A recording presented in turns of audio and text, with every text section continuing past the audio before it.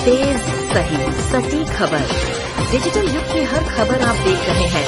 Human right and anti corruption सच है तो दिखाएंगे जरूर।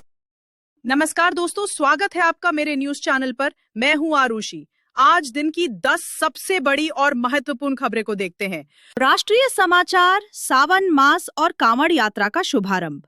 आज से सावन का पवित्र महीना शुरू हो गया है, जिसके साथ ही कांवड़ यात्रा भी प्रारंभ हो गई है। ये यात्रा 23 जुलाई 2025 को सावन शिवरात्रि पर समाप्त होगी। दिल्ली, उत्तर प्रदेश और उत्तराखंड में कांवड़ियों के लिए विशेष व्यवस्थाएं की गई हैं। विभिन्न शिव मंदिरों में भक्तों की भारी भीड़ उमड़ रही है। दिल्ली एनसीआर में बारिश और जल भराव। दिल्ली एनसीआर में बारिश का कहर जारी है। मुख्यमंत्री रेखा गुप्ता के इलाके शालीमार बाग से लेकर नॉर्थ कैंपस तक कई इलाकों में जल भराव की स्थिति है, जिससे लोगों को परेशानी का सामना करना पड़ रहा है। अधिकारियों को सख्त निर्देश दिए गए हैं और स्थिति से निपटने के लिए प्रयास जारी हैं। कोयंबटूर बम ब्लास्ट का मुख्य आरोपी गिरफ्तार। 29 साल बाद कोयंबटूर बम ब्लास्ट और हत्या के मामलों का मुख्य आरोपी सादिक उर्फ टेलर राजा को कर्नाटक के विजयपुरा जिले से गिरफ्तार कर लिया गया है। ये 1998 के कोयंबटूर सिलसिलेवार बम विस्फोटों से जुड़ा एक बड़ा मामला था। यूपी में बदल गए घर, मकान और दुकान बनाने के नियम। उत्तर प्रदेश में घर, मकान और दुकान बनाने के नियमों में महत्वपूर्ण बदलाव किए गए हैं। नई यूपी बिल्डिंग बायलॉज पॉलिसी 2025 के तहत अब 1 लाख से अधिक अवैध घरों को वैध किया जा सकेगा, खासकर उन व्यावसायिक निर्माणों को जो नियमों के विपरीत बने थे। 1000 वर्ग फीट तक के प्लॉट पर घर बनाने के लिए अब स्वीकृत मानचित्र की आवश्यकता नहीं होगी, बल्कि आर्किटेक्ट के प्रमाण पत्र की आवश्यकता होगी। छांगुर बाबा मामले में ईडी की जांच तेज। धर्मांतरण के आरोपी छांगुर बाबा के खिलाफ प्रवर्तन निदेशालय ईडी ने 100 करोड़ रुपए से अधिक के मनी लॉन्ड्रिंग केस की जांच शुरू कर दी है। ईडी ने ईसीआईआर प्रवर्तन मामला सूचना रिपोर्ट दर्ज की है और अब मनी लॉन्ड्रिंग के विदेशी कनेक्शंस और मनी ट्रेल की जांच की जा रही है।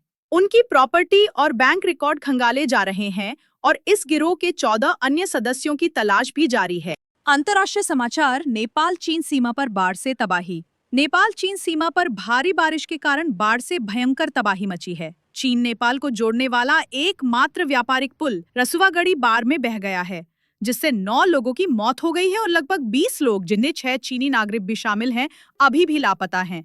सैकड़ों इलेक्ट्रिक वाहन और सामान से लदे कंटेनर पानी में बह गए हैं। डोनाल्ड ट्रंप का कनाडा पर 35% टैरिफ का ऐलान। अमेरिका के पूर्व राष्ट्रपति डोनाल्ड ट्रंप ने कनाडा से आयात होने वाले सभी सामानों पर 35% टैरिफ लगाने का ऐलान किया है, जो 1 अगस्त से लागू होगा। उन्होंने इसे ड्रग्स तस्करी रोकने वाली स्कीम को राहत देने की शर्त के तौर पर बताया है, जिससे अंतर्राष्ट्रीय व्यापार में तनाव बढ़ सकता है। पाकिस्तान का जिहादीफिकेशन और बिलावल भुट्टो का बयान। पाकिस्तान के पूर्व विदेश मंत्री बिलावल भुट्टो जरदारी ने एक बार फिर स्वीकार किया है कि पाकिस्तान ने आतंकी संगठनों को बढ़ावा दिया है। उन्होंने इसे जियाउल हक की जिहादीकरण की नीति का परिणाम बताया और कहा कि अफगानिस्तान में चली जंग के चलते पाकिस्तान को भी आतंकवाद भुगतना पड़ा।